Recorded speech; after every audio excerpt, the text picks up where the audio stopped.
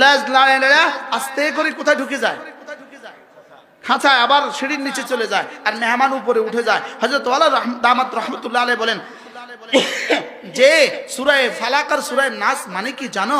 আল্লাহ, আমি পারতাম না শয়তানের সাথে লড়তে, আমি পারতাম না জিনের সাথে লড়তে, আমি পারতাম না নফসের সাথে লড়তে, এত কিছু কোনো আমি পারতাম না। আমি আপনার হেফাজতের চাদরে ঢুকে গেলাম, আপনার কুত্তা আপনি সামলান। কি বলছে বলেন? আপনার কুত্তা কি সামলান? এজন্যই তো আউযু বিল্লাহি মিনাশ শাইতানির রাজীম।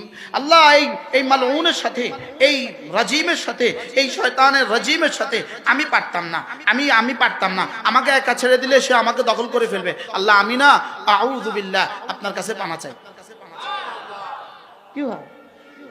তাফসীরে কবীরে আউযু বিল্লাহ তাফসীর, তাফসীরে কবীরের মধ্যে আউযু বিল্লাহ তাফসীর যেটা লিখছে, এটা